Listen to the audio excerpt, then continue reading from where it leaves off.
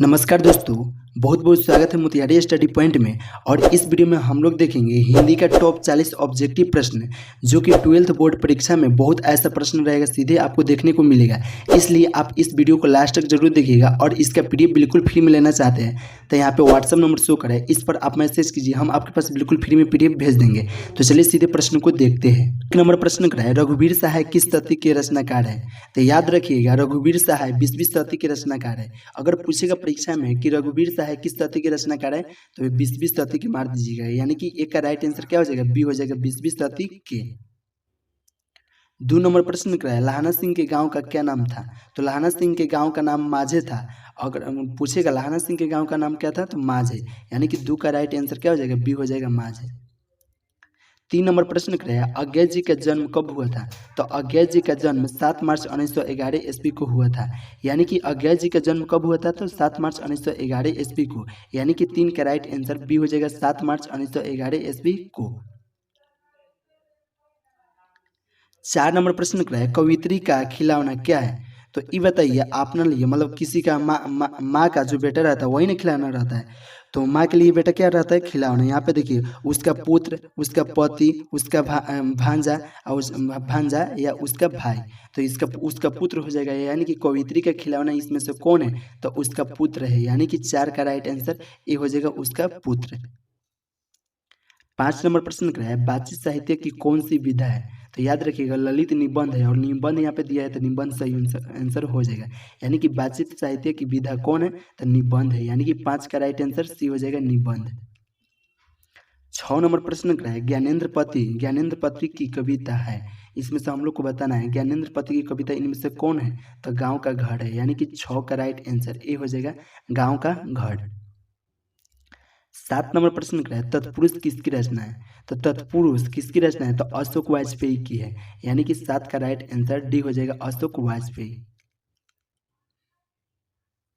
8 number प्रश्न क्या है, जय कृष्ण मूर्ति की माता की मृत्यु जब हुई तब उनकी अवस्था क्या थी? तो 10 वर्ष थी, यानी कि 8 का राइट आंसर ए हो जाएगा, 10 वर्ष। 9 नंबर प्रश्न क्या है, उदय प्रकाश का जन्म हुआ था? तो उदय प्रकाश का जन्म 1 जनवरी 1952 को हुआ था, यानी कि उदय प्रकाश का जन्म कब हुआ था, तो 1 जनवरी 1952 को, यानी कि 9 का राइट आंसर ए हो जाएगा, 1 जनवरी 1952 को। 10 नंबर प्रश्न क्या है, तिरिस कहानी में पिताजी का नाम क्या है? तिरिस कहानी में करे, तिरिस कहानी जो है उसमें पिताजी का नाम क्या था, तो राम स्वार्थ प्रसाद था, यानी कि 10 का राइट आंसर बी हो जाएगा, राम स्वार्थ प्रसाद। 11 नंबर प्रश्न क्या है, उसने कहा था कहानी की क्या विशेषता है? तो ए नंबर ऑप्शन क्या है, दिव्य प्रेम की कहानी, उसमें तो प्रेम कहानी की बातचीत होवे किया था, यानी ए भी हो जाएगा। बी नंबर ऑप्शन क्या है, प्रेम पर बलिदान होने की कहानी, यानी प्रेम पर बलिदान हुआ था ना, वो भी हो जाएगा। और सी में युद्ध की कहानी, उसमें लड़ाई उड़ाई होवे किया था, यानी कि उसने कहा था कहानी की क्या विशेषता है, तो इनमें से सभी होगा, उपयुक्त तीनों हो जाएगा, यानी कि 11 का राइट आंसर डी हो जाएगा, उपयुक्त तीनों। 12 नंबर प्रश्न क्या है, जायसनी अपनी आंख की तुलना किससे की है? ए नंबर ऑप्शन क्या है, कमल से, बी नंबर ऑप्शन क्या है, मुकुद से, सी नंबर ऑप्शन क्या है, सरोवर से, और डी नंबर ऑप्शन क्या है, दर्पण से। तो याद रखिएगा, जैसनी अपनी आंख की तुलना दर्पण से की है, यानी जैसनी अपनी आंख की तुलना किससे से की है, तो दर्पण से। 12 का राइट आंसर क्या हो जाएगा, डी हो जाएगा, दर्पण से। 13 नंबर प्रश्न क्या है, प वर्ग का उच्चारण स्थान है, यानी कि प वर्ग का पूछ रहा है, तो याद रखिएगा, आप याद कर लीजिएगा, प, फ, प, भ, म, ये सब होता है ओष्ठ का, यानी प से म तक क्या होता है, ओष्ठ का, यानी कि ओठ का हो जाएगा, यानी कि 13 का राइट आंसर हो जाएगा। पूछ रहा है प वर्ग का उच्चारण स्थान क्या है, तो ओष्ठ है, यानी कि 13 का राइट आंसर सी हो जाएगा, ओष्ठ। 14 नंबर प्रश्न क्या है, देखिए 14 नंबर प्रश्न क्या है, सूरदास के गुरु का नाम क्या था? तो सूरदास के गुरु का नाम बल्लभाचार्य था, यानी कि 14 का राइट आंसर सी हो जाएगा, बल्लभाचार्य।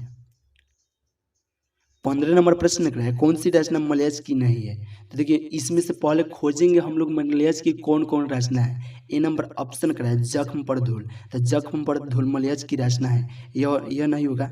और बी नंबर ऑप्शन क्या है, संवाद और एक लाभ, यह भी मलयाज की रचना है, यह भी नहीं होगा।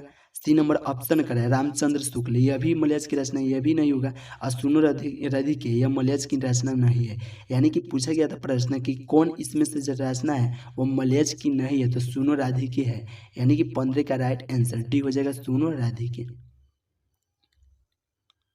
16 नंबर प्रश्न कराए कुड़डियो शब्द का अर्थ बताएं। तो कुड़डियो शब्द का अर्थ कूड़ा में फेंकने की जगह, यानी कूड़ा फेंकने की जगह या घोड़ा कह सकते हैं। यानी कि 16 का राइट आंसर बी हो जाएगा, कूड़ा फेंकने की जगह या घोड़ा।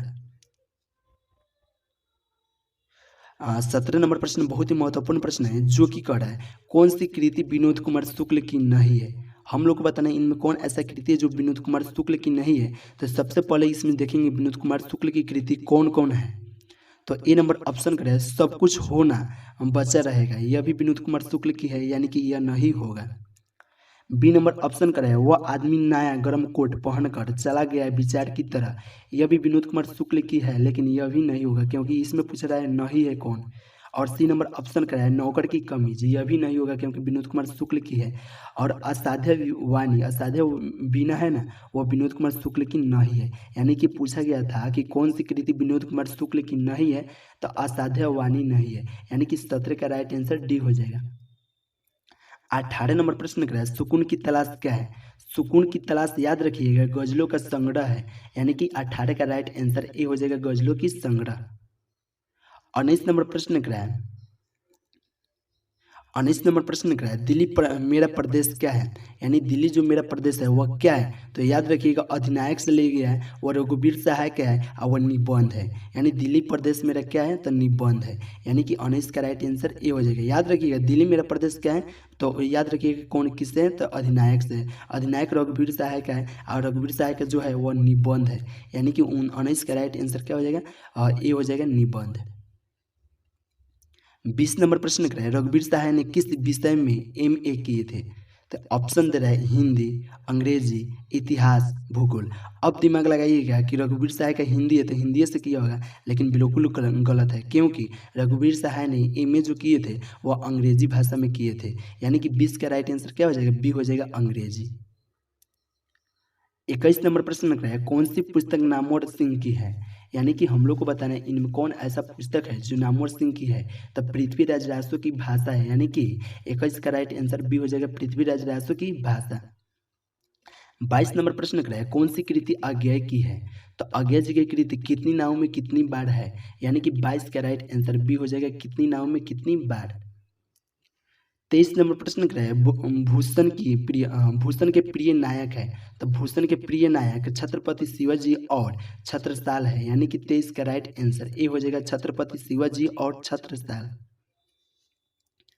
24 नंबर प्रश्न कराए फूल कौन सा संज्ञा है। ए नंबर ऑप्शन कराए समूहवाचक, बी नंबर ऑप्शन कराए जातिवाचक, सी नंबर ऑप्शन कराए व्यक्तिवाचक, डी नंबर ऑप्शन कराए भाववाचक। तो याद रखिएगा फूल में कमल, गुलाब, रोज, ये सब गेंदा फूल, सब बहुत फूल आता है, इसलिए जातिवाचक हो जाएगा। यानी कि 24 का राइट आंसर क्या होगा, तो जातिवाचक होगा। यानी कि फूल का कौन सा संज्ञा है, तो जातिवाचक। यानी कि 24 का राइट आंसर बी हो जाएगा, जातिवाचक। 25 नंबर प्रश्न क्या है भगत सिंह को फांसी की सजा कब मिली थी। तो भगत सिंह की फांसी की सजा 23 मार्च 1931 ईस्वी को मिला था। यानी कि 25 का राइट आंसर सी हो जाएगा, 23 मार्च 1931 ईस्वी को। 26 नंबर प्रश्न क्या है भगत सिंह के पिता और चाचा किसके सहयोगी थे। तो भगत सिंह के पिता और चाचा लाला लाजपत राय के सहयोगी थे। यानी कि 26 का राइट आंसर बी हो जाएगा, लाला लाजपत राय के। 27 नंबर प्रश्न क्या है परंपराशील नाट्य पुस्तक किसने लिखी है। तो जगदीश चंद्र माथुर ने लिखी है। यानी कि 27 का राइट आंसर डी हो जाएगा, जगदीश चंद्र माथुर। 28 नंबर प्रश्न क्या है धागड़ो शब्द का अर्थ उराव भाषा में क्या है। तो भाड़े का मजदूर होता है। धागड़ो शब्द का उराव भाषा में क्या होता है, तो भाड़े का मजदूर। यानी कि 28 का राइट आंसर बी हो जाएगा, भाड़े का मजदूर। 29 नंबर प्रश्न क्या है वर्णों के समूह को क्या कहते हैं। तो वर्णमाला कहते हैं। वर्णों के समूह को क्या कहते हैं, वर्णमाला कहते हैं। यानी कि 29 का राइट आंसर सी हो जाएगा, वर्णमाला। 30 नंबर प्रश्न क्या है मन कैसा ताल है। तो मन गहरे और विशाल है। यानी कि 30 का राइट आंसर डी हो जाएगा, गहरे और विशाल।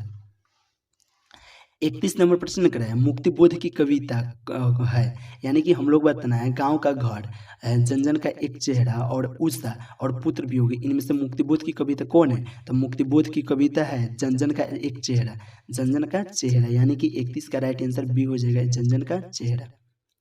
32 नंबर प्रश्न कर रहा है विराट प्रकाश के साथ किसकी ज्वाला एक है? तो क्रांति की है, यानी कि 32 का राइट आंसर ए होगा, क्रांति की। 33 नंबर प्रश्न कर रहा है सिपाही की माँ एकांकी के एकाकीपन कौन है? तो मोहन राकेश है, यानी कि सिपाही की माँ एकांकी के एकाकीपन इनमें से कौन है? तो मोहन राकेश है, यानी कि 33 का राइट आंसर ए हो जाएगा, मोहन राकेश। 34 नंबर प्रश्न कर रहे हैं मुक्तिबोध किस सप्तक के कवि थे? तो तार सप्तक के थे, यानी कि 34 का राइट आंसर ए हो जाएगा, तार सप्तक के। 35 नंबर प्रश्न कर रहा है उषा का जादू कब टूटता है? तो सूर्योदय होने पर, यानी कि उषा के जादू कब टूटता है? तो सूर्योदय होने पर, यानी कि 35 का राइट आंसर सी हो जाएगा, सूर्योदय होने पर। 36 नंबर प्रश्न कर रहा है कवयित्री सुभद्रा कुमारी चौहान का जन्म कब हुआ था? तो 16 अगस्त 1904 को हुआ था, यानी कि 36 का राइट आंसर बी हो जाएगा, 16 अगस्त 1904 को। 37 नंबर प्रश्न कर रहा है जयशंकर प्रसाद के कथा संग्रह का नाम बतावे? तो ए नंबर ऑप्शन कर रहा है छाया, बी नंबर में प्रश्न ऑप्शन कर रहा है प्रतिध्वनि, सी नंबर ऑप्शन कर रहा है इंद्रजाल और डी नंबर ऑप्शन कर रहा है उपयुक्त सभी, यानी कि इनमें से सभी हो जाएगा, क्योंकि जयशंकर प्रसाद की कथा इनमें से सभी है, यानी कि 37 का राइट आंसर डी हो जाएगा, इनमें से सभी या उपयुक्त सभी। 38 नंबर प्रश्न कर रहा है इनमें कौन भ्रूण का आश्रयदाता था? तो शिवाजी था, यानी कि 38 का राइट आंसर सी हो जाएगा, शिवाजी। 39 नंबर प्रश्न कर रहा है तुलसीदास के माता पिता का क्या नाम था? तो हुलसी एवं आत्माराम दुबे, माता का नाम हुलसी था और पिता का नाम क्या था? आत्माराम दुबे था, यानी कि 39 का राइट आंसर ए हो जाएगा। 40 नंबर प्रश्न कर रहा है मोहन राकेश का जन्म कब हुआ था? तो मोहन राकेश का जन्म 8 जनवरी 1925 ईस्वी में हुआ था, यानी कि 40 का राइट आंसर ए हो जाएगा, 8 जनवरी 1925 ईस्वी में। तो दोस्तों यहीं पे वीडियो समाप्त करते हैं। अगर वीडियो अच्छा लगा होगा तो लाइक कमेंट शेयर जरूर कीजिए तथा चैनल को सब्सक्राइब कर लीजिए, और इसका PDF बिल्कुल फ्री में चाहिए तो आप इस नंबर पर मैसेज कीजिए, हम आपके पास बिल्कुल फ्री में PDF भेज देंगे और ग्रुप में जोड़ देंगे। उससे क्या होगा, आप PDF बिल्कुल फ्री में लेते रहिएगा। तो चलिए फिर मिलते हैं नेक्स्ट वीडियो में नेक्स्ट चैप्टर के साथ में।